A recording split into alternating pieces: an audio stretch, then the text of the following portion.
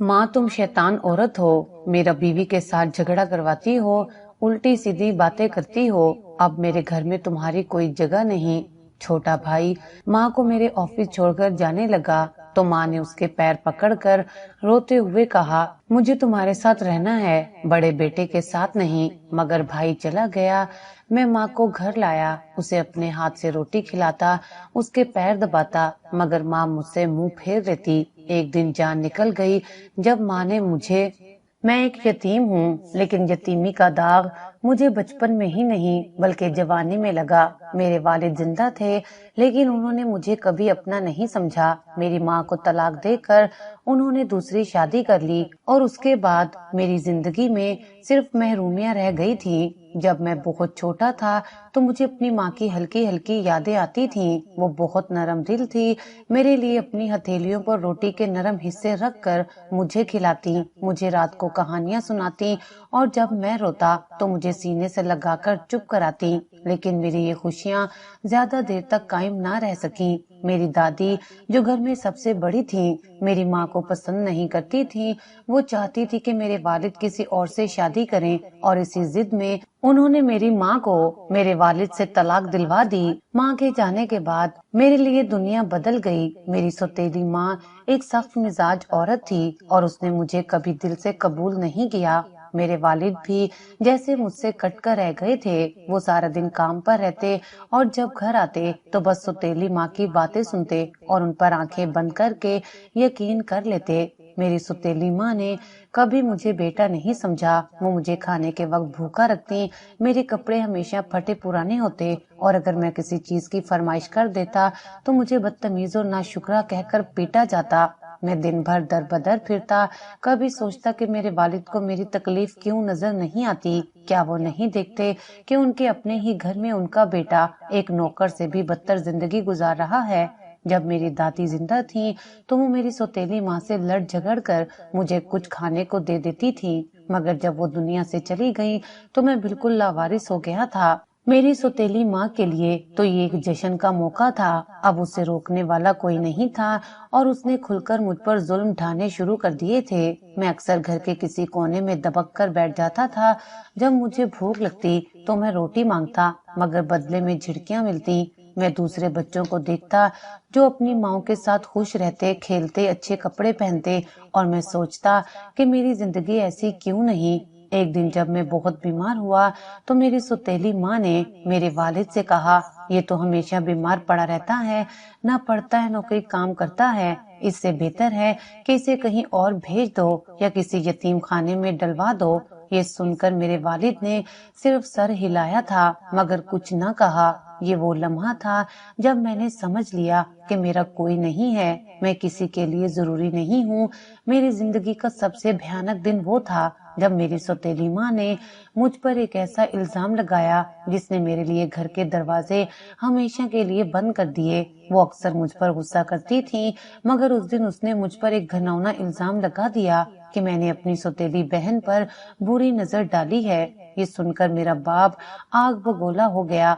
बगैर कुछ सोचे समझे उसने मुझे बुरी तरह मारा। मैं चीख चीख कर कहता रहा, अब्बू मैंने कुछ नहीं किया, ये सब झूठ है, मगर उन्होंने एक ना सुनी। मेरी सौतेली माँ ने रोते हुए ड्रामा किया और मेरे बाप ने मुझे धक्के देकर घर से निकाल दिया। मैं कई दिन भूखा प्यासा गलियों में मारा मारा फिरता रहा। मैंने सोचा कि शायद मेरा बाप मुझे ढूंढने आएगा, शायद उसे अपनी गलती का एहसास हो जाएगा, मगर ऐसा कुछ ना हुआ। मैं लोगों की दुकानों के बाहर बैठा रहता, कभी किसी होटल के बाहर पड़ी प्लेटों में बचा हुआ खाना तलाश करता, कभी किसी दरख्त के नीचे सो जाता। मैंने जिंदगी के सबसे तल्ख दिन देखे। एक दिन भूख के हाथों मजबूर होकर मैं एक मीज़ार पर चला गया। वहाँ लोग चावल तकसीम कर रहे थे। मैंने भी लाइन में लगकर चावल लिए और एक तरफ बैठकर खाने लगा। तभी एक औरत ने मुझे देखा। वो बेवा थी, उसके चेहरे पर नरमी थी। बेटा तुम कहाँ रहते हो? उसने मुझसे पूछा। मैंने नजरें झुकाकर कहा, कहीं नहीं, मेरा कोई नहीं है। वो चंद लम्हे मुझे देखती रही, फिर बोली, चलो मेरे साथ चलो।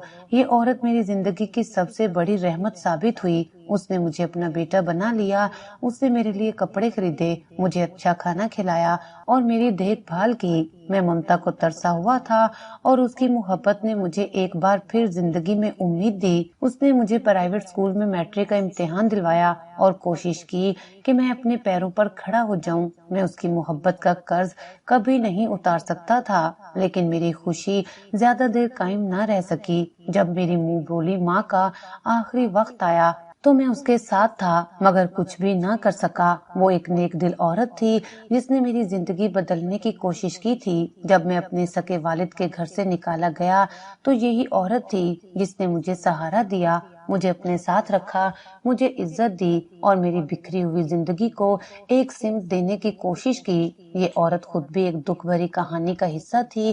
اس کا شوہر ایک ریٹائرڈ جج تھا جو اپنی زندگی میں ہی اپنی دوسری بیوی کے نام ساری جائیداد کر چکا تھا تاکہ اس کے بڑے بیٹے کو کچھ نہ ملے، مگر اس بیٹے نے یہ ناانصافی برداشت نہیں کی۔ وہ اپنی سکی ماں سے نفرت کرنے لگا، اسے راستے سے ہٹانے کے منصوبے بنانے لگا۔ میں نے اپنی آنکھوں سے دیکھا کہ وہ کس طرح اپنی ماں پر الزامات لگاتا، اسے بد کردار کہتا اور محلے والوں کو اکساتا کہ وہ اسے دھتکار دیں۔ ہم دونوں بے بس تھے۔ میں چیخ چیخ کر لوگوں کو بتانے کی کوشش کرتا کہ یہ عورت میری ماں جیسی ہے، اس نے مجھے پالا ہے، اس نے کبھی کوئی برا کام نہیں کیا، مگر کوئی نہیں سنتا تھا۔ سب نے آنکھیں بند کر لی تھیں، شاید اس لیے کہ وہ جانتے تھے کہ سچ کہنے کا انجام بھیانک ہو سکتا ہے۔ آخر وہ دن آیا جب اس کے بیٹے نے اسے زبردستی گھر سے باہر نکال دیا۔ میں نے اسے سہارا دیا، مگر اس کا دل ٹوٹ چکا تھا۔ وہ عورت جو ہمیشہ حوصلے اور صبر کی مثال تھی اب خاموش ہو چکی تھی۔ اس کی آنکھوں میں ایک عجیب سی ویرانی تھی۔ وہ بار بار آسمان کی طرف دیکھتی جیسے خدا سے کوئی سوال کر رہی ہو۔ پھر ایک دن میرے سامنے اس کی سانس اکھڑنے لگی۔ میں نے اسے سنبھالنے کی کوشش کی، مگر وہ آہستہ آہستہ زندگی کی سرحد پار کر رہی تھی۔ اس کے ہونٹ ہلکے سے ہلے جیسے کچھ کہنا چاہتی ہو، مگر آواز نہ نکل سکی۔ ایک آخری آنسو اس کی آنکھ سے نکلا اور پھر وہ ہمیشہ کے لیے خاموش ہو گئی۔ میری دنیا لٹ چکی تھی۔ میں اس کے بے جان جسم کو دیکھ رہا تھا، مگر میرے پاس اتنے بھی پیسے نہیں تھے کہ اسے کفن دفن دے سکوں۔ میں نے محلے والوں سے مدد مانگی، مگر وہی لوگ جو کل تک اس پر انگلیاں اٹھا رہے تھے آج اسے دفنانے کے لیے تیار نہیں تھے۔ میں گلیوں میں بھٹکتا رہا، لوگوں کے دروازے کھٹکھٹاتا رہا، مگر کوئی میری فریاد سننے والا نہ تھا۔ آخر کسی نے ایڈی سینٹر کو اطلاع دی، وہ لوگ آئے اور اس کا جنازہ اٹھایا۔ میں نے اپنی ماں جیسی ہستی کو اپنے ہاتھوں سے قبر میں اتارتے ہوئے خود سے وعدہ کیا کہ میں یتیموں اور بے سہارا لوگوں کے لیے کچھ کروں گا تاکہ کوئی اور ماں اپنے ہی گھر سے یوں بے دخل نہ ہو اور کوئی اور بیٹا یوں بے بسی کے آنسو نہ بہائے۔ اسی دن ایڈی سینٹر کے انچارج نے مجھ سے کہا، بیٹا تم ہمارے ساتھ کام کرنا چاہتے ہو؟ میں نے نم آنکھوں سے اس بات میں سر ہلا دیا۔ مجھے لگا جیسے میرے لیے کوئی نیا دروازہ کھل گیا ہو۔ میں ایڈی سینٹر کی نوکری کرنے لگا۔ یہاں میں نے ایسے بوڑھوں کی بے بسی دیکھی جنہیں دیکھ کر دل خون کے آنسو روتا تھا۔ کوئی باپ اپنی جوانی اولاد کے لیے کھپا دیتا اور بڑھاپے میں وہی اولاد اسے بے سہارا چھوڑ دیتی۔ کوئی ماں اپنی ممتا لٹا کر اپنی نیندیں قربان کر کے بچوں کو بڑا کرتی اور بدلے میں اولاد اسے پاگل کہہ کر دربدر کر دیتی۔ میں ہر دن یہ سب دیکھتا مگر بے بس تھا۔ ایک دن سینٹر میں ایک بوڑھی عورت کو بلایا گیا۔ اس کی بیٹی نجمہ اور داماد اسے چھوڑنے آئے تھے۔ نجمہ بڑی بے حسی سے کہہ رہی تھی، یہ ہماری امی ہیں، مگر اب ان کا دماغی توازن ٹھیک نہیں ہے، یہ بچوں پر حملہ کرنے کی کوشش کرتی ہیں۔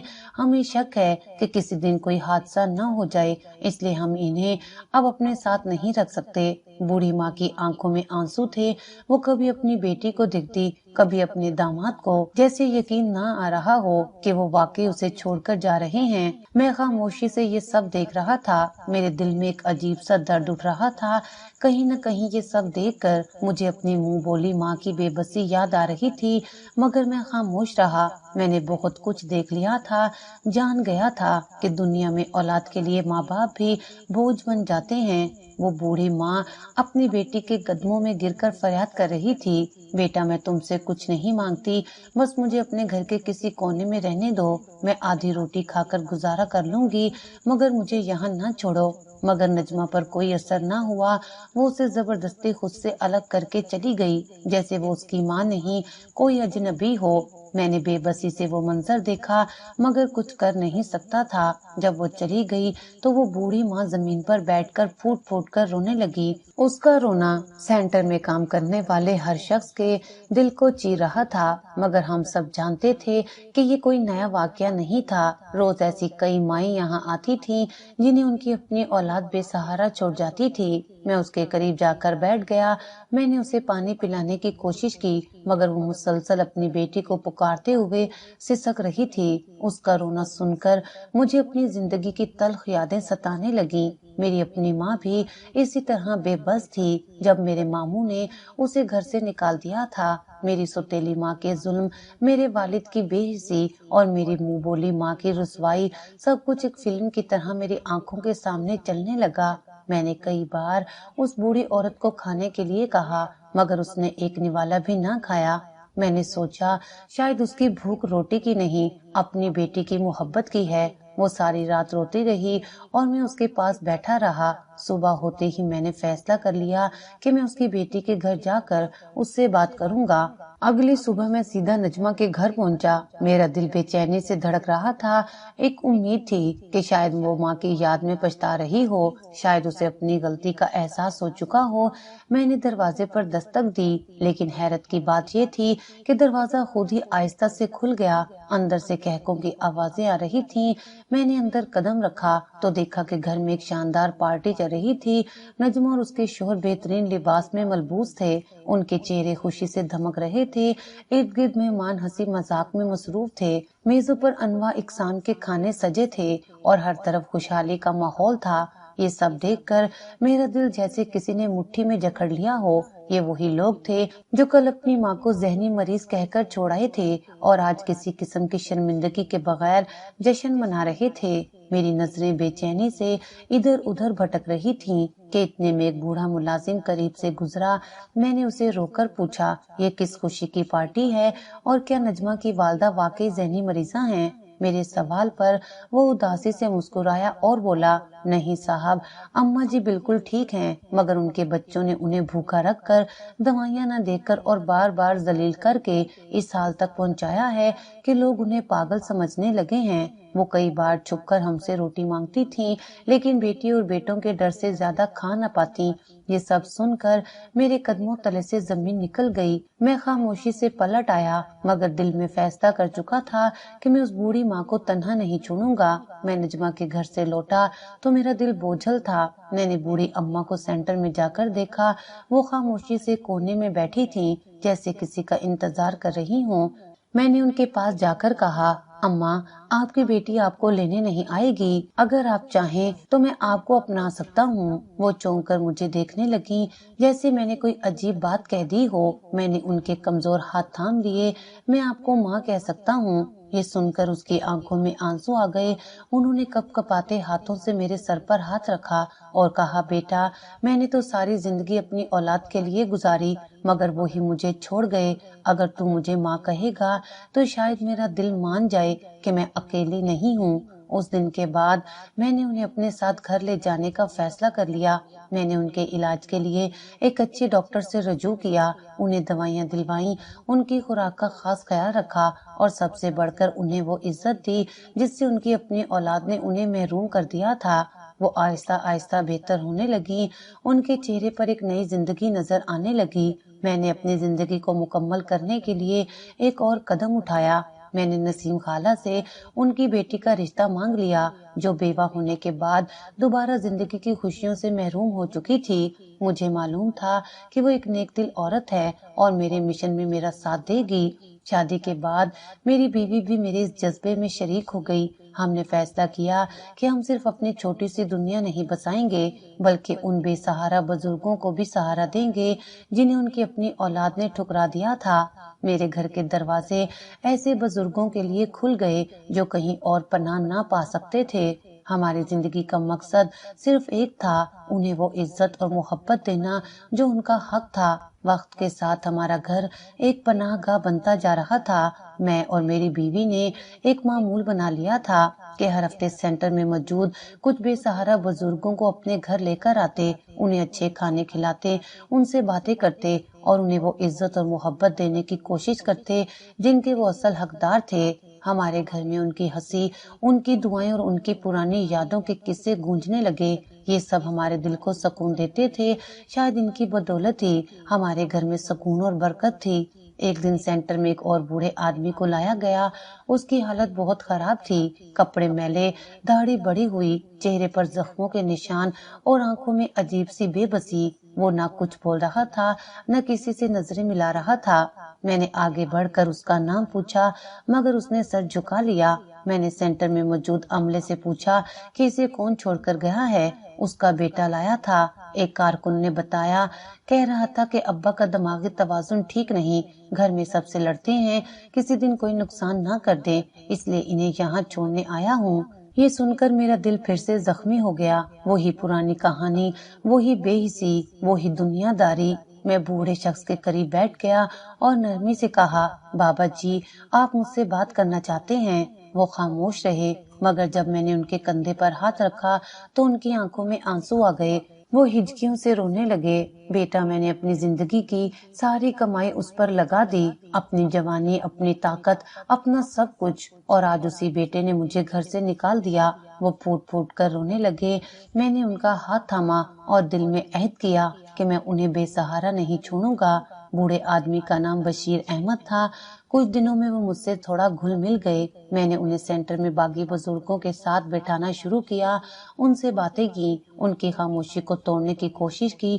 ایک دن جب میں ان کے پاس بیٹھا تو وہ خود ہی بولنے لگے، میں نے اپنی ساری زندگی محنت کی، اپنی جوانی اپنی اولاد پر وار دی، اپنے بیٹے کو اعلیٰ تعلیم دلوائی، اچھے کپڑے پہنائے، اس کی ہر خواہش پوری کی۔ جب وہ بڑا ہوا تو میں نے سوچا کہ میری کمائی کسی اچھے کام میں لگنی چاہیے۔ میں نے اپنی جائیداد یتیم بچوں کے لیے وقف کر دی۔ وہ تھوڑا رک کر میری طرف دیکھنے لگے جیسے کچھ اور کہنا چاہتے ہوں، مگر لفظ ساتھ نہیں دے رہے تھے۔ میں خاموشی سے سنتا رہا۔ جب میرے بیٹے کو اس بات کا پتہ چلا تو اس نے غصے میں آ کر کہا کہ میں نے اس کے حق پر ڈاکہ ڈالا ہے۔ میں نے سمجھانے کی کوشش کی کہ بیٹا، تمہاری اپنی کمائی ہے، تم جوان ہو، محنت کر سکتے ہو، مگر جو بچے بے سہارا ہیں ان کا کون ہے؟ وہ آگ بگولا ہو گیا اور چند دن بعد مجھے پاگل قرار دے کر یہاں چھوڑ گیا تاکہ میں اپنا فیصلہ بدل نہ سکوں۔ یہ سن کر میرے دل کو جھٹکا لگا۔ ایک باپ نے ساری زندگی اپنے بیٹے پر لگا دی اور جب اس نے اپنی جائیداد کسی نیک کام کے لیے دی تو بیٹا دشمن بن گیا۔ میں نے بشیر احمد صاحب کو حوصلہ دینے کی کوشش کی، انہیں تسلی دی کہ یہاں وہ تنہا نہیں ہیں، مگر میں جانتا تھا کہ جس اولاد کے لیے انہوں نے سب کچھ کیا، اس کے بے رخی کا دکھ انہیں اندر ہی اندر کھا رہا تھا۔ چند مہینے ایسے ہی گزر گئے۔ میں اکثر ان کے پاس بیٹھ کر ان سے باتیں کرتا، ان کی خیریت پوچھتا۔ وہ مجھے بیٹے کی طرح چاہنے لگے تھے اور میں بھی ان کی عزت اپنے والد کی طرح کرنے لگا تھا، مگر وقت کے ظالم پہیے کو کون روک سکتا ہے؟ ایک دن جب میں ان کے کمرے میں گیا تو وہ خاموشی سے لیٹے ہوئے تھے۔ میں نے انہیں آواز دی مگر وہ ٹس سے مس نہ ہوئے۔ جب ہاتھ لگایا تو وہ دنیا سے جا چکے تھے۔ میری آنکھوں میں آنسو آ گئے۔ ایک اور بے بس باپ اولاد کی بے وفائی کا بوجھ لیے اس دنیا سے چلا گیا۔ میں نے ان کے لیے وہ سب انتظام کیا جو ایک بیٹے کو کرنا چاہیے تھا اور انہیں عزت و احترام کے ساتھ دفن کیا، مگر ان کی کہانی میرے دل پر ایک اور زخم چھوڑ گئی۔ اس دن سینٹر میں کافی رش تھا، کچھ نئے بزرگ یہاں داخل کیے جا رہے تھے، کچھ کے لیے ان کے عزیز و اقارب آئے ہوئے تھے۔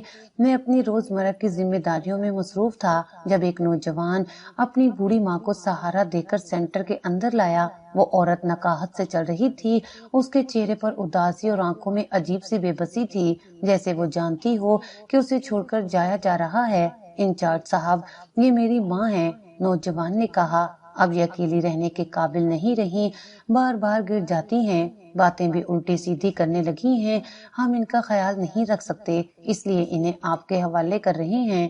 میں نے جیسے ہی اس نوجوان کے چہرے کی طرف دیکھا میرے قدم وہیں جم گئے، میری سانسوں کی رفتار رکنے لگی، میں آنکھیں پھاڑ کر اس کا چہرہ دیکھنے لگا۔ یہ میرا سوتیلا بھائی تھا، وہی بھائی جس کے لیے میں نے اپنے باپ کی مار کھائی، جس کے لیے میں نے ہر تکلیف برداشت کی، وہی بھائی آج اپنی سکی ماں کو یہاں چھوڑنے آیا تھا۔ میری نظریں اس بوڑھی عورت کی طرف اٹھی، یہ وہی عورت تھی جس نے میری ماں کی جگہ لے لی تھی، جو میری سوتیلی ماں تھی، جس نے مجھ پر ظلم کیے مگر جسے میں نے پھر بھی ماں کا درجہ دیا تھا۔ آج وہی عورت بے بس کھڑی تھی اور جس بیٹے کے لیے اس نے مجھے ٹھکرا دیا تھا وہی اسے چھوڑنے آیا تھا۔ میرا دل خون کے آنسو رو رہا تھا۔ میں نے زندگی میں بے شمار ظالم اولادیں دیکھی تھیں، مگر آج اپنی آنکھوں سے اپنی ہی زندگی کا سب سے بڑا المیہ دیکھ رہا تھا۔ میں نے اپنے سوتیلے بھائی کا بازو پکڑ کر سختی سے روکا۔ تمہیں شرم نہیں آتی؟ یہ وہی ماں ہے جس نے تمہیں پال پوس کر بڑا کیا اور آج تم اسے اس حال میں چھوڑ کر جا رہے ہو۔ میری آواز غصے سے لرز رہی تھی مگر وہ بے حسی سے میرے ہاتھ کو جھٹک کر پیچھے ہٹ گیا۔ دیکھو رضوان بھائی، اس نے طنزیہ مسکراہٹ کے ساتھ کہا، میں یہاں کوئی بحث کرنے نہیں آیا، ہم پہلے ہی ان کی کافی خدمت کر چکے ہیں، لیکن اب ان کا دماغی توازن ٹھیک نہیں رہا۔ میں نے فیصلہ کر لیا ہے اور تم مجھے روک نہیں سکتے۔ میں نے بے بسی سے اپنی سوتیلی ماں کی طرف دیکھا، وہ خاموش کھڑی تھی جیسے کچھ سن ہی نہ رہی ہوں۔ میں نے آہستہ سے کہا، ماں میں تمہیں اپنے ساتھ لے چلتا ہوں، میں تمہیں اس طرح اکیلا نہیں چھوڑ سکتا۔ وہ چونک کر میری طرف دیکھنے لگی جیسے کوئی اجنبی ہو، پھر وہ سہمی ہوئی آواز میں بولی، تم کون ہو؟ یہ سن کر میرا دل جیسے کسی نے مٹھی میں جکڑ لیا ہو۔ ماں، میں رضوان ہوں، تمہارا بڑا بیٹا، میں نے نم آنکھوں سے کہا مگر وہ پیچھے ہٹ گئی۔ نہیں، میرا بیٹا تو مر چکا ہے، وہ تو بہت سال پہلے مر گیا تھا۔ میرے آنسو بہنے لگے۔ میں سمجھ گیا کہ یا تو عمر کے بڑھنے کی وجہ سے وہ سب کچھ بھول چکی تھی یا پھر شاید انہیں اپنی کی زیادتیوں کا احساس تھا اور وہ حقیقت کا سامنا کرنے سے ڈر رہی تھی۔ میرا بھائی ایک نظر ہم دونوں کو دیکھ کر بولا، بس اب یہ تمہاری ذمہ داری ہے، اور وہاں سے چلا گیا۔ میں نے اپنی سوتیلی ماں کا ہاتھ تھاما، چلو اماں، میں تمہیں اکیلا نہیں چھوڑوں گا۔ وہ ایک پل کے لیے مجھے دیکھتی رہی، پھر تھکے تھکے قدموں سے میرے ساتھ چل پڑی۔ میں اپنی ماں کو لے کر گھر آ گیا۔ بیوی نے دروازہ کھولا تو میں نے کہا، یہ میری ماں ہے، اب یہ ہمارے ساتھ رہیں گی۔ میری بیوی نے مسکرا کر ماں کے پاؤں چھوئے۔ اماں، آپ ہماری طرف سے بے فکر ہو جائیں، ہم آپ کا پورا خیال رکھیں گے۔ ماں خاموشی سے اندر چلی گئی۔ وہ کچھ بول نہیں رہی تھی، زیادہ تر وقت ایک ہی جگہ بیٹھی رہتی، کبھی کھانے سے انکار کر دیتی، کبھی کسی چیز کی خواہش ظاہر ہی نہ کرتی۔ میں جب بھی ان سے بات کرتا وہ مجھے خالی نظروں سے دیکھتی جیسے میں کوئی اجنبی ہوں۔ وہ کیوں نہیں پہچان رہی مجھے؟ میں نے ایک رات بیوی سے کہا تو اس نے میرے کندھے پر ہاتھ رکھ کر کہا، کچھ زخم دیر سے بھرتے ہیں، آپ نے انہیں پچھلے کئی سالوں سے نہیں دیکھا، ان کا دل سخت ہو چکا ہے، مگر محبت سے ہر سخت دل موم ہو سکتا ہے۔ یہ بات میرے دل کو لگ گئی۔ میں نے ماں کے ساتھ وقت گزارنا شروع کیا، انہیں اپنے ہاتھوں سے کھانا کھلانے کی کوشش کرتا، انہیں باہر چہل قدمی کے لیے لے جاتا، پرانی باتیں کرنے کی کوشش کرتا۔ میں نے گھر کے ایک کونے میں ایک چھوٹا سا عبادت کا گوشہ بنا دیا جہاں میں اور میری بیوی انہیں بٹھا کر قرآن سنتے، انہیں سکون دینے کی کوشش کرتے۔ ایک دن میں ان کے پاس بیٹھا ان کا ہاتھ تھامے بات کر رہا تھا کہ اچانک ان کی آنکھوں میں آنسو آ گئے۔ وہ مجھے غور سے دیکھنے لگی اور دھیرے سے بولی، تم رضوان ہو، میرا بیٹا ہو؟ میرے جسم میں سنسنی دوڑ گئی۔ میں نے روتے ہوئے ان کے ہاتھ چوم لیے۔ ہاں ماں، میں رضوان ہوں۔ وہ پھوٹ پھوٹ کر رونے لگی۔ میں نے تمہارے ساتھ بہت برا کیا، میں نے تمہیں چھوڑ دیا تھا اور آج میری اپنی اولاد نے مجھے چھوڑ دیا۔ میں نے انہیں گلے لگا لیا۔ ماں، سب کچھ بھول جائیں، میں نے آپ کو معاف کر دیا، اب آپ میرے پاس ہیں ہمیشہ کے لیے۔ اس دن میری ماں نے پہلی بار سکون کا سانس لیا۔ میں نے محسوس کیا کہ برسوں کی تکلیف کے بعد اب وہ واقعی ایک ماں کی طرح میرے ساتھ تھیں۔ ماں نے پہلی بار مجھے پہچانا تھا اور ان کے آنسو میری آنکھوں میں بھی تیرنے لگے تھے۔ برسوں کی جدائی، تکلیف اور بے اتنائی کا بوجھ ایک ہی لمحے میں ختم ہو چکا تھا۔ وہ اپنے لرزتے ہاتھ میرے چہرے پر پھیر رہی تھیں جیسے یقین کرنا چاہ رہی ہوں کہ میں حقیقت میں ان کے سامنے ہوں۔ میں نے تمہیں بہت تکلیف دی رضوان، میں تمہیں ماں کی محبت نہیں دے سکی، میں نے تمہیں پرایا سمجھا اور اپنے ہی گھر سے نکال دیا، اور آج میری اپنی اولاد نے میرے ساتھ وہی کیا جو میں نے تمہارے ساتھ کیا تھا۔ वो रोते हुए कह रही थी। मैंने उनके हाथ थाम लिए। माँ, सब कुछ भूल जाएं, जो हुआ सो हुआ, अब आप मेरे साथ हैं, यही काफी है। मेरे अल्फाज सुनकर उनकी आंखों में रोशनी आ गई। वो एक ठंडी सांस लेकर बोली, काश मैंने तुम्हें पहले पहचान लिया होता, काश मैंने तुम्हारे साथ वो ना किया होता जो तुम्हारे बाप के कहने पर किया था। अब माँ के साथ मेरा रिश्ता बदलने लगा था। वो पहले की तरह खामोश और बेगाना नहीं थी। वो मुझसे बातें करती थी, मेरा इंतजार करती थी, मेरे साथ बैठकर खाना खाती थी और कभी कभी अपनी पिछली जिंदगी के किस्से भी सुनाती थी। मेरी बीवी भी मेरे साथ माँ का बहुत ख्याल रखती थी। वो उन्हें नरम खाने बना कर देती, उनके लिए नए कपड़े खरीद कर लाती और उनसे देर तक बैठकर बातें करती। ये सब माँ के दिल पर असर कर रहा था। वो जो कभी मुझे अपना बेटा मानने को तैयार नहीं थी, अब हर वक्त मेरे साथ रहती थी। एक दिन दोपहर के वक्त में उनके पास बैठा था, जब वो धीरे से बोली, रिजवान, क्या तुम जानते हो कि मैंने तुम्हें उस दिन घर से क्यों निकाला था? मैं चौंक गया। माँ ने कभी खुद से इस बात का जिक्र नहीं किया था। मैं खामोश रहा और उन्होंने अपनी बात जारी रखी। तुम्हारी दादी हमेशा मुझसे नफरत करती थी क्योंकि मैं तुम्हारी माँ की जगह आई थी। वो हर वक्त तुम्हें मुझसे दूर रखती थी और तुम्हारे वालिद भी तुम पर ज्यादा तवज्जो नहीं देते थे। मैं भी तुम्हें अपना नहीं मानती थी क्योंकि तुम्हारी हर बात मुझे याद दिलाती थी कि मैं तुम्हारी असल माँ नहीं हूँ। ये कहते हुए उनकी आंखें भर आईं। लेकिन जब तुम बड़े हुए और तुम्हारे अंदर हमदर्दी और मोहब्बत देखी, तब भी मैं तुम्हें अपना नहीं सकी। मैंने तुम्हें सजा दी, तुम पर इल्जाम लगाया, तुम्हें अपने ही बाप से पिटवाया और घर से निकाल दिया। मैंने उनके लरसते हाथ अपने हाथ में लिए। माँ, जो होना था वो हो चुका, आप खुद को इल्जाम ना दें। उन्होंने मेरी तरफ देखा और पहली बार उनकी नजरों में ममता की रोशनी थी। दूसरी तरफ मेरा सुतेला भाई अपनी जिंदगी के इम्तिहान में बुरी तरह नाकाम हो रहा था।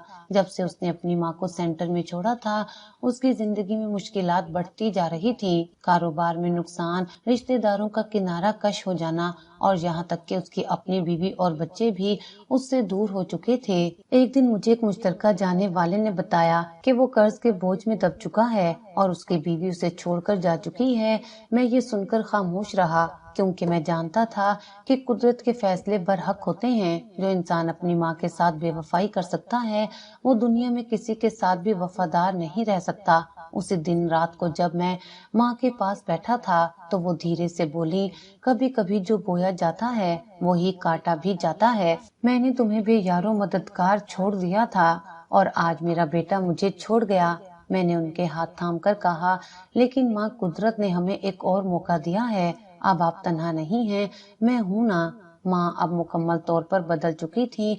वो अक्सर सेंटर के दूसरे बुजुर्गों के पास जाकर उनसे बातें करती, उन्हें तसल्ली देती और उनके दुख बांटने की कोशिश करती। मैंने महसूस किया कि वो पहले की तरह अफसुर्दा नहीं रहती थी, बल्कि उन्हें अपने गुजरे वक्त का कफारा अदा करने का मौका मिल गया था। एक दिन जब मैं सेंटर में काम कर रहा था तो मेरी बीवी मेरे पास आई और बोली, अम्मा जी ने कहा है कि वो कुछ यतीम बच्चों के लिए कपड़े और खाने का इंतजाम करना चाहती हैं। वो चाहती हैं कि उनके हाथों से कोई अच्छा काम हो। ये सुनकर मैं हैरान रह गया। ये वही माँ थी जो एक वक्त में सिर्फ अपनी जात के बारे में सोचती थी, मगर आज वो दूसरों के बारे में सोच रही थी। मैंने मुस्कुराकर कहा, बिल्कुल, हम कल ही उन बच्चों के लिए कुछ अच्छा करेंगे। अगले दिन हमने सेंटर में एक छोटा सा प्रोग्राम रखा। यतीम बच्चों को बुलाया गया और माँ ने खुद उन्हें खाना खिलाया, उनसे मोहब्बत से बातें की और उनके साथ वक्त गुजारा। मैंने उनकी आंखों में खुशी देखी। जब शाम को हम घर लौटे तो वो थकी हुई थी, मगर उनके चेहरे पर सुकून था। उन्होंने मुझे अपने पास बुलाया और कहा, रिजवान, आज पहली बार मुझे लगा कि मैंने जिंदगी में कुछ अच्छा किया है। मैं चाहती हूँ कि मेरी बाकी जिंदगी भी ऐसे ही लोगों के साथ गुजरे जो बेसहारा हैं, जिन्हें किसी की जरूरत है। मैंने उनके हाथ थाम लिए। माँ, आपके दिल की रोशनी ने आपको बदल दिया है और मुझे खुशी है कि मैं इस तब्दीली का हिस्सा हूँ। उस दिन मुझे एहसास हुआ कि कोई भी इंसान मुकम्मल तौर पर बुरा नहीं होता, बस हालात और वक्त इंसान के दिल को सख्त बना देते हैं, मगर मोहब्बत और नरमी से हर जख्म भरा जा सकता है। ہر دل بدلا جا سکتا ہے۔ میری ماں آج وہ نہیں تھی جو مجھے بچپن میں بے یار و مددگار چھوڑ گئی تھی، بلکہ وہ ایک بدلی ہوئی بہتر انسان بن چکی تھی، اور یہی میری سب سے بڑی کامیابی تھی۔ سینٹر میں ایک اور بوڑھی عورت کو لایا گیا۔ وہ کمزور ضرور لگ رہی تھی، لیکن اس کی شخصیت میں ایک خاص وقار تھا۔ اس کے جھریوں زدہ چہرے پر ایک عجیب اداسی تھی، جیسے اس نے زندگی کی سب سے بڑی شکست کھائی ہو۔ میں نے اس کی طرف دیکھا تو وہ نظریں چرا رہی تھی، جیسے خود پر شرمندہ ہو۔ میں نے نرمی سے پوچھا، ماں جی آپ کا نام کیا ہے؟ انہوں نے آہستہ سے سر اٹھایا اور بولی، مجھے صفیہ بیگم کہتے ہیں۔ صفیہ بیگم کی آنکھوں میں ایک خاص چمک تھی۔ وہ اس بات کا ثبوت تھی کہ وہ کسی وقت ایک امیر اور با اثر خاندان کا حصہ رہی ہوں گی۔ میں نے ان کے ساتھ آئے ہوئے نوجوان سے پوچھا، آپ ان کے کیا لگتے ہیں؟ نوجوان نے بے پرواہی سے جواب دیا، میں ان کا بھتیجا ہوں۔ ان کے اپنے بچوں نے انہیں چھوڑ دیا ہے، اب یہ ہمارے لیے بوجھ بن گئی ہیں۔ ہمارے گھر کے حالات ایسے نہیں کہ ہم انہیں سنبھال سکیں، اس لیے انہیں یہاں چھوڑنے آیا ہوں۔ یہ سن کر میرا دل کانپ گیا۔ میں نے صفیہ بیگم کی طرف دیکھا، وہ خاموشی سے آنسو بہا رہی تھی۔ میں نے ان کے بھتیجے کو سخت نظروں سے دیکھا اور کہا، ہم ان کا خیال رکھیں گے، آپ جا سکتے ہیں۔ وہ نوجوان کندھے اچکاتا ہوا وہاں سے چلا گیا اور صفیہ بیگم بے بسی سے دروازے کو دیکھتی رہی۔ میں جانتا تھا کہ ان کے دل پر کیا گزر رہی ہے۔ میں نے نرمی سے کہا، یہاں کوئی بھی اکیلا نہیں ہے، آپ بھی نہیں، ہم آپ کے اپنے ہیں۔ کچھ دن بعد صفیہ بیگم تھوڑی بہتر محسوس کرنے لگی۔ میں اکثر ان کے پاس بیٹھتا اور ان سے باتیں کرنے کی کوشش کرتا۔ ایک دن وہ خود ہی بولنے لگی، جیسے برسوں کا بوجھ ہلکا کر رہی ہوں۔ میں کبھی ایک رئیس کی بیوی تھی، اور آہستہ سے بولی، میرے شوہر کا ایک بہت بڑا کاروبار تھا، ہمارا محل جیسا گھر تھا، نوکر چاکر، دولت، گاڑیاں، سب کچھ تھا، لیکن میں نے اپنی سب سے بڑی دولت، اپنی اولاد کو ہمیشہ خود سے زیادہ پیار دیا۔ میں نے دن رات محنت کی، انہیں بہترین تعلیم دلوائی اور ان کی ہر خواہش پوری کی۔ وہ لمحہ بھر کو رکی، ان کی آنکھیں نمی سے بھر چکی تھیں۔ میرا شوہر جلدی دنیا سے چلا گیا، لیکن مجھے یقین تھا کہ میرے بچے میرا سہارا بنیں گے۔ لیکن جیسے جیسے وہ بڑے ہوتے گئے، ان کی محبت مجھ سے کم ہونے لگی۔ وہ اپنے اپنے گھروں میں مگن ہو گئے، میں ان کے لیے بس ایک ذمہ داری بن گئی تھی۔ جب تک میرے پاس جائیداد تھی، تب تک وہ مجھ سے محبت کا ناٹک کرتے رہے، مگر جیسے ہی میں نے اپنی زمین بیچ کر یتیم بچوں کے لیے ایک ادارہ بنانے کا اعلان کیا، میرے اپنے بیٹوں نے مجھے دشمن سمجھ لیا۔ ان کی آواز ٹوٹ رہی تھی، لیکن وہ بولتی جا رہی تھی۔ میرے بڑے بیٹے نے مجھے عدالت میں گھسیٹا، کہا کہ میں اپنی ذہنی حالت کھو چکی ہوں اور جائیداد کسی اور کے نام کرنے کے قابل نہیں رہی۔ میرے دوسرے بیٹے نے پیٹھ دکھا دی، کہا کہ میں نے ہمیشہ پہلے بیٹے کو زیادہ پیار دیا تھا، اس لیے اب میں خود سنبھالوں۔ آخر میں وہی ہوا جس کا مجھے ڈر تھا۔ میرے بیٹوں نے مجھے میرے ہی گھر سے نکال دیا، اور میرے بھتیجے نے مجھ پر ترس کھا کر مجھے یہاں چھوڑ دیا۔ میں چپ چاپ ان کی باتیں سنتا رہا۔ ایک ماں جو اپنے بچوں کے لیے سب کچھ قربان کر سکتی تھی، آج انہی بچوں کے لیے ایک بوجھ بن چکی تھی۔ مجھے احساس ہوا کہ دنیا میں سب سے بڑا ظلم اولاد کا اپنے والدین سے بے وفائی کرنا ہے۔ میں نے کئی ایسے کیسز دیکھے تھے، لیکن صفیہ بیگم کی کہانی نے میرے دل کو جھنجھوڑ کر رکھ دیا تھا۔ میں نے ان کا ہاتھ تھام کر کہا، ماں جی یہاں آپ کو وہ عزت اور محبت ملے گی جو آپ کے اپنے آپ کو دینے میں ناکام ہو گئے۔ وقت گزرتا گیا اور میرے سینٹر کی شہرت بڑھنے لگی۔ میں نے کبھی سوچا بھی نہیں تھا کہ میری ایک چھوٹی سی نیکی پورے ملک میں مثال بن جائے گی۔ لوگوں نے سینٹر کے بارے میں سننا شروع کیا، میڈیا پر ہمارے کام کو دکھانا شروع کیا، اور دیکھتے ہی دیکھتے کئی لوگ اپنے بزرگوں کو یہاں چھوڑنے کی بجائے ان کا خود خیال رکھنے لگے۔ میں نے کئی نوجوانوں کو اپنے والدین کو دوبارہ اپنے گھروں میں لے جاتے دیکھا۔ کئی ایسے بیٹے جو پہلے اپنی ماں کو بوجھ سمجھتے تھے، اب ان کے قدموں میں بیٹھ کر معافیاں مانگتے تھے۔ یہ دیکھ کر میرا دل خوشی سے بھر جاتا تھا۔ میرے سینٹر میں اب صرف وہی بزرگ آتے تھے جو واقعی بے سہارا ہوتے تھے، اور ان کے لیے میں نے ہر ممکن سہولت کا بندوبست کر رکھا تھا۔ یہ میری سب سے بڑی کامیابی تھی، صرف ایک سینٹر ہی نہیں بلکہ لوگوں کے دل بدل دینا۔ وقت کسی کے لیے نہیں رکتا، اور میری زندگی بھی تیزی سے گزر رہی تھی۔ میں وہی رضوان تھا جو کبھی گلیوں میں بھٹکتا تھا، جو دروازے کھٹکھٹاتا تھا کہ کوئی اسے اپنا لے، جو اپنوں کی بے رخی کا شکار تھا، مگر آج میرے پاس سب کچھ تھا۔ میں نے اپنی زندگی نیکی، محبت اور خدمت میں گزار دی تھی اور اب بڑھاپے میں سکون محسوس کر رہا تھا۔ اب میری زیادہ تر زندگی دعا، ذکر اور ان بزرگوں کے ساتھ بیٹھ کر گزرتی تھی جنہیں میں نے ہمیشہ اپنایا تھا۔ میں سینٹر کے کمروں میں جاتا، بزرگوں کے پاس بیٹھ کر ان کی باتیں سنتا، ان کے دکھ بانٹتا اور انہیں یہ احساس دلاتا کہ وہ اکیلے نہیں ہیں۔ مجھے ان کے ساتھ وقت گزارنا اچھا لگتا تھا کیونکہ میں جانتا تھا کہ یہ وہی لوگ ہیں جو کبھی اپنے گھروں کے چراغ تھے مگر جنہیں ان کی اپنی اولاد نے نظر انداز کر دیا تھا۔ میری اپنی اولاد بڑی ہو چکی تھی اور مجھے ان پر فخر تھا۔ میں نے انہیں وہ تربیت دی تھی جو ایک حقیقی انسان کو دینی چاہیے۔ میں نے انہیں سکھایا تھا کہ والدین، بزرگ اور بے سہارا لوگ ہماری ذمہ داری ہوتے ہیں اور دنیا میں سب سے بڑی دولت کسی کے لیے آسانی پیدا کرنا ہے۔ میرے بیٹے اور بیٹیاں میرے سینٹر کے کام کو آگے بڑھانے کے لیے میرے ساتھ کھڑے تھے۔ وہ میرے ساتھ بے سہارا بزرگوں کی خدمت کرنے میں مصروف رہتے، ان کے کھانے، دوائیوں اور ضرورتوں کا خیال رکھتے۔ میری بیوی بھی ہمیشہ میرے ساتھ تھی۔ وہ جانتی تھی کہ یہ کام میرے لیے سب کچھ ہے اور وہ ہمیشہ میرا حوصلہ بڑھاتی تھی۔ ایک دن میں اپنے کمرے میں بیٹھا تھا، ماضی کی یادوں میں کھویا ہوا تھا۔ میری نظریں دیوار پر جمی ہوئی تھی اور میرا دل ماضی کے ان تلخ لمحات کو دہرا رہا تھا جو میں نے گزارے تھے۔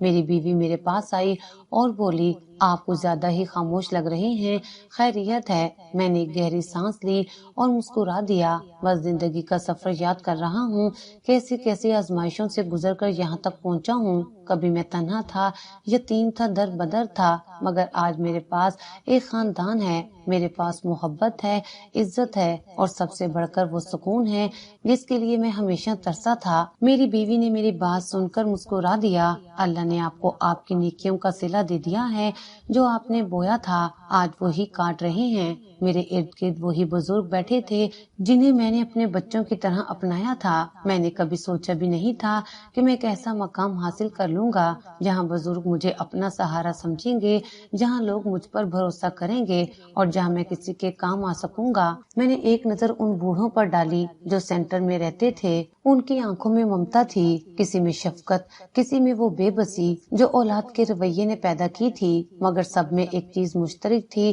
احساس تشکر۔ وہ سب میرے لیے دعا گو تھے اور یہ دعائیں ہی میری اصل دولت تھیں۔ میری طبیعت دن بدن کمزور ہو رہی تھی مگر دل میں سکون تھا۔ میں نے اپنی زندگی میں جو کچھ بھی کھویا تھا وہ سب خدا نے مجھے کسی اور کی صورت میں لوٹا دیا تھا۔ میری بیوی میرے پاس تھی، میری اولاد میرے ساتھ کھڑی تھی اور وہی بے سہارا بزرگ جنہیں میں نے اپنایا تھا میری زندگی کا سب سے قیمتی سرمایہ بن چکے تھے۔ ایک دن میں اپنے کمرے میں بیٹھا تھا جب میرے بڑے بیٹے نے آ کر کہا، ابا، ہم نے سینٹر کے لیے ایک نئی جگہ لی ہے، اب ہم مزید بزرگوں کو سہارا دے سکیں گے۔ یہ سن کر میری آنکھوں میں خوشی کے آنسو آ گئے۔ میں نے کمزور آواز میں کہا، بیٹا، مجھے خوشی ہے کہ تم نے میری زندگی کے مقصد کو اپنا لیا ہے۔ میرا خواب تھا کہ یہ سینٹر صرف ایک جگہ نہ رہے بلکہ روشنی کا ایسا چراغ بنے جو کبھی بھی نہ بجھے۔ میری بیوی نے مسکرا کر کہا، یہ چراغ ہمیشہ جلتا رہے گا کیونکہ آپ نے اسے نیکی کے تیل سے جلایا ہے۔ میں نے اپنی آنکھیں بند کی اور ایک گہری سانس لی۔ میں نے زندگی کے ہر رنگ دیکھے، ہر درد سہا، مگر آج میں سکون میں تھا۔ مجھے لگا جیسے میرا مشن مکمل ہو چکا ہو۔ اگلی صبح جب سورج کی روشنی میرے کمرے میں داخل ہوئی تو میں نے آنکھیں کھولی اور اپنے ہاتھ دعا کے لیے اٹھائے۔ میں نے خدا کا شکر ادا کیا کہ اس نے مجھے اتنی عزت دی، اتنی محبت دی اور ایک ایسا مقصد دیا جو میری زندگی کے بعد بھی زندہ رہے گا۔ میں کمزور ضرور ہو چکا تھا مگر میں مرا نہیں تھا۔ میں ان دعاؤں میں زندہ تھا جو ہر روز میرے لیے نکلتی تھیں۔ میں ان بوڑھی آنکھوں میں زندہ تھا جن میں امید کی روشنی جلتی تھی اور میں اس مشن میں زندہ تھا جو میں نے شروع کیا تھا۔ زندگی نے مجھے توڑنے کی بہت کوشش کی مگر میں نے ثابت کر دیا کہ جو محنت اور نیکی کے راستے پر چلتا ہے وہ کبھی نہیں مرتا۔ میں اپنے بچوں کے چہروں پر مسکراہٹ دیکھ رہا تھا اور مجھے یقین تھا کہ میری کہانی ابھی ختم نہیں ہوئی، یہ تو صرف ایک نئی شروعات تھی۔